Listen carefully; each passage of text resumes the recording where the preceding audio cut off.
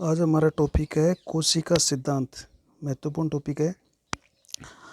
अलग अलग वैज्ञानिकों ने बताया कि सजीवों का शरीर कोशिकाओं से मिलकर बना होता है या कोशिकाओं की संरचना कैसी होती है, उन अपने अपने हिसाब से अलग अलग उन्होंने बताया है। तो पढ़ते हैं कोशिका सिद्धांत। तो 1838 में जर्मनी के बोटनिस्ट हुए, वो वनस्पति शास्त्र के वैज्ञानिक स्लाइडेन। उन स्लाइडेन ने क्या किया, पादप ऊतक लिए और उन्होंने ये पाया कि पादप ऊतक है वो कोशिकाओं से मिलकर बने होते हैं। कोशिकाओं से मिलकर बने होते हैं और इन्होंने अपना निष्कर्ष निकाल लिया। 1839 में जर्मनी के ही जूलॉजिस्ट जिनका नाम है स्वान, इन्होंने जंतु ऊतक लिए। स्वान ने जंतुओं पर काम किया, स्लाइडेन ने पादप ऊतकों पर काम किया। तो स्वान ने जंतु ऊतकों पर लेकर इन्होंने भी ये पाया कि ये भी कोशिकाओं से मिलकर बने हुए होते हैं, कोशिकाओं से मिलकर बने होते हैं।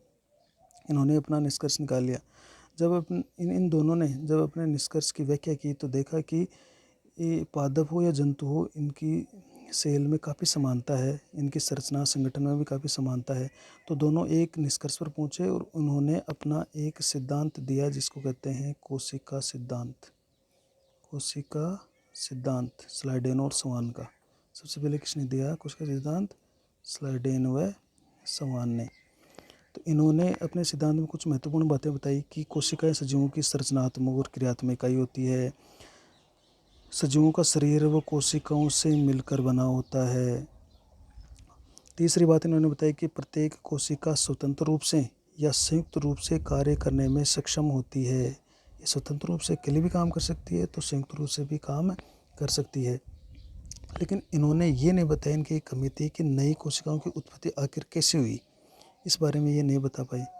तो इसके बाद में 1855 में एक साइंटिस्ट थे रुडोल्फ विर्चोव। रुडोल्फ विर्चोव ने पहली बार ये स्पष्ट कर दिया कि नई कोशिकाओं की जो उत्पत्ति होती है वो पूर्व स्थिति या पूर्ववर्ती जो पुरानी कोशिका है उस कोशिकाओं के विभाजन से होती है। यानी ये बहुत बड़ी बात थी कि नई कोशिकाओं की उत्पत्ति पूर्व स्थिति या पूर्ववर्ती कोशिकाओं के विभाजन से होती है। इन्होंने इस बात को एक वाक्य में समझाया जिसको कहते हैं ओमनिस सेलुला ई सेलुला। ओमनिस का मतलब होता है न्यू, सेलुला का मतलब सेल, ई का मतलब एग्जिटिंग या पूर्ववर्ती और सेलुला का मतलब सेल है। तो पूर्ववर्ती सेल से नई कोशिकाओं की उत्पत्ति क्या है? ओमनिस सेलुला ई सेलुला कहते हैं। इसके बाद में भी लुई पास्चर ने एक चीज़ और प्रमाणित कर दी थी कि नए जीवों की उत्पत्ति पहले उपस्थित जीवों से ही होती है। तो ये बात और ज़्यादा सिद्ध हो गई कि नई कोशिकाओं की उत्पत्ति है वो पुरानी कोशिकाओं या पूर्ववर्ती कोशिकाओं से ही होती है। तो रुडोल्फ विर्चोव ने स्लाइडेनों के स्वान के कोशिका सिद्धांत में कुछ नई बातें जोड़ दी और उन्होंने स्वान और स्लाइडेन के जो कोशिका सिद्धांत थे उसको रूपांतरित करके एक नया रूपांतरित कोशिका सिद्धांत दिया जिसे कहते हैं रूपांतरित कोशिका सिद्धांत, विर्चोव के द्वारा प्रतिपादित किया गया। तो इस सिद्धांत की प्रमुख बातें क्या थी?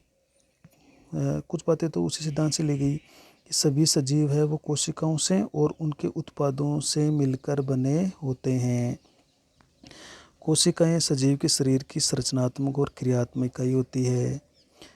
और जो सबसे इम्पोर्टेंट बात जोड़ी गई वो थी कि नई कोशिकाओं की उत्पत्ति पूर्ववर्ती कोशिकाओं के विभाजन से होती है। एक बात इसमें और थी कि जो कोशिका होती है उसके जितने भी आनुवांशिक गुण होते हैं वो आनुवांशिक गुण उसी में निहित पाए जाते हैं। तो हमें पता है कि जैसे आनुवांशिक गुण डीएनए में होते हैं, डीएनए कहाँ पाया जाता है? केंद्र के अंदर पाया जाता है। तो ये बात विर्चोव ने बताई थी। इसके एक पॉइंट और था कि प्रत्येक कोशिका में केंद्रक पाया जाता है, ये इनका एक पॉइंट और था। लेकिन जब नवीन खोजें हुई तो उन खोजों में देखा गया कि कुछ ऐसे जीव हैं या ऐसी संरचनाएं हैं जो इस कोशिका सिद्धांत का पूरी तरीके से पालन नहीं करते हैं।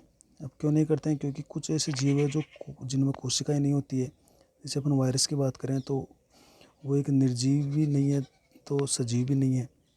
तो ये वायरस कोशिका सिद्धांत का पालन नहीं करेगा।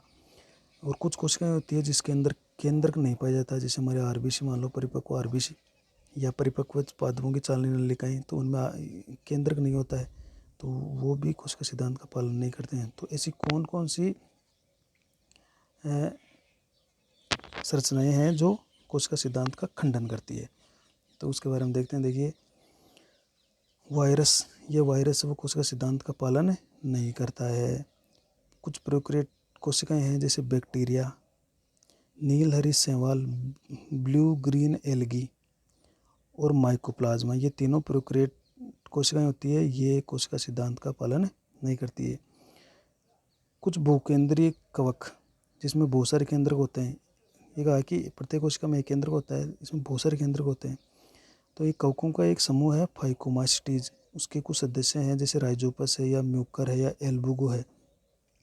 इनमें इनकी कोशिकाओं में बहुकेंद्रकीय इनकी कोशिकाएं बहुकेंद्रकीय होती है।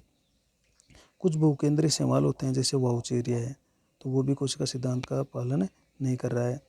कुछ हमारी जो मानव की जो परिपक्व आरबीसी होती है, उसमें हम जानते हैं कि केंद्रक नहीं पाया जाता है, तो केंद्रक नहीं होने के कारण ये भी कोशिका सिद्धांत का पालन नहीं करती, क्योंकि कोशिका सिद्धांत ये कहता है कि केंद्रक होना चाहिए। पादपों की परिपक्व चालनी नलिकाएं जो फ्लोएम में उपस्थित होती है, फ्लोएम के अंदर, उनमें भी केंद्रक नहीं पाया जाता है, तो ये भी कोशिका सिद्धांत का पालन नहीं करती है। तो ये था एक महत्वपूर्ण टॉपिक, कोशिका सिद्धांत। इसके आगे अपन पढ़ेंगे कोशिका के प्रकार के बारे में।